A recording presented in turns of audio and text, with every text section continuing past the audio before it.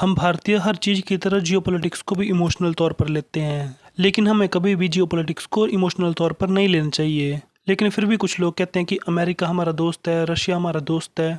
ये दोनों फ़ायदा देखकर हमारी तरफ आते हैं। कोई हमारा दोस्त नहीं है। पॉलिटिक्स में कोई अपना दोस्त नहीं होता है, वो चेंज होते रहते हैं। और पिछले 2-3 दिनों में ये साबित हो चुका है कि ना तो रशिया हमारा दोस्त है और ना ही अमेरिका हमारा दोस्त है। इनफैक्ट कोई हमारा दोस्त नहीं है। हम खुद भी अपना फ़ायदा देखकर किसी की तरफ जाते हैं। अमेरिका और रशिया हमारे दोस्त नहीं हैं, ये साबित करने के लिए पिछले हफ्ते कुछ घटनाएं हुई हैं। देखो, भारत के आगे इस वक्त दो ही दिक्कतें हैं।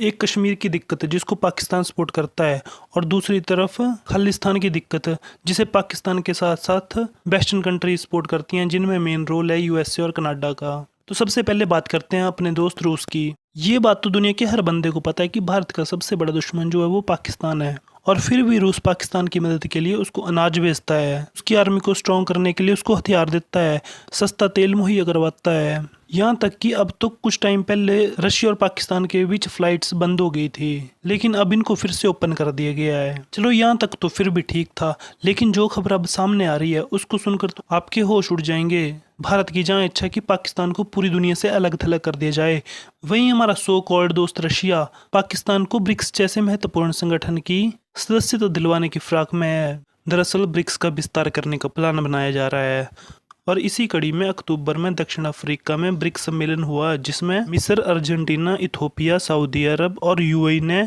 शामिल होने के लिए कहा और इनको मंजूरी मिली। और आने वाली 1 जनवरी 2024 को ये ब्रिक्स के सदस्य बन जाएंगे। लेकिन इसी बीच अर्जेंटीना में इलेक्शन हो गए, और उन इलेक्शंस में प्रो यूएस गवर्नमेंट जीत गई। और ये कितनी प्रो यूएस है इसका अंदाजा आप इस बात से लगा सकते हैं कि उन्होंने अपनी करेंसी को छोड़कर यूएस डॉलर को अपनाने का मन बना लिया है। मतलब जैसे कि कल को कोई सरकार भारत में आ जाए जो कहे आज से रुपए बंद और अब से भारत में यूएस डॉलर ही चलेगा, तो आप सोच के देखो अर्जेंटीना की सरकार कितनी प्रो यूएस होगी। तो अर्जेंटीना की नई गवर्नमेंट ने आने से पहले ये ऐलान कर दिया कि हम जो है वो ब्रिक्स के सदस्य नहीं बनेंगे। इस बात से रशिया चिढ़ गया, और रशिया को दिखाना था कि ब्रिक्स में जुड़ने के लिए लोग उतावले हुए पड़े हैं। अर्जेंटीना चला गया तो कोई बात नहीं, और भी लोग हैं वो कतार में हैं। तो खबरें सुनने में आ रही हैं कि पाकिस्तान को ऑफर कर दिया कि आप ब्रिक्स के सदस्य बन जाओ, और रशिया और चीन मिलकर लॉबी करेंगे ताकि पाकिस्तान ब्रिक्स का सदस्य बन सके। अगर पाकिस्तान ब्रिक्स का सदस्य बन जाता है तो उसको भारत के खिलाफ एक और मंच मिल जाएगा, और चीन और पाकिस्तान मिलकर भरपूर कोशिश करेंगे कि भारत आतंकवाद का मुद्दा ब्रिक्स में न उठा सके। और साथ ही ब्रिक्स का एक बैंक है, उससे पाकिस्तान को लोन मिलना आसान हो जाएगा, और उस लोन से एक तो पाकिस्तान की आर्मी स्ट्रांग होगी, और दूसरा वो पैसा आतंकियों के पास जाएगा, जिससे भारत में आतंकवाद बढ़ेगा। तो भारत पाकिस्तान का ब्रिक्स में विरोध कर रहा है। अब बात करें अमेरिका की, तो मैंने कुछ टाइम पहले आपको खालिस्तान के एक आतंकवादी पन्नू के बारे में बताया था कि किस तरह पन्नू ने धमकी दी है कि भारत की एयर इंडिया में वो धमाके करेगा 19 नवंबर को।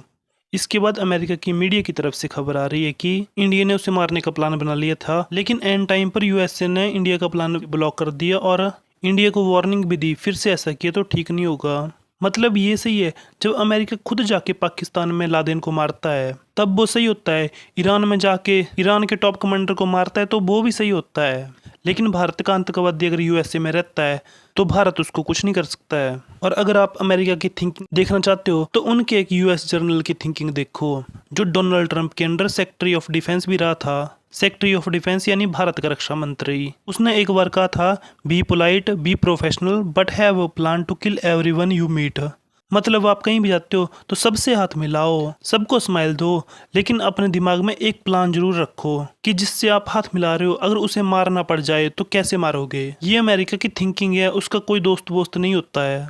अमेरिका और रूस अपना फायदा देखते हैं, भारत को भी यही करना चाहिए, और मुझे लगता है कि अब भारत सरकार ऐसा ही कर रही है। बाकी तो आने वाला समय बताएगा। आई होप आपको वीडियो अच्छी लगी होगी। वीडियो देखने के लिए धन्यवाद।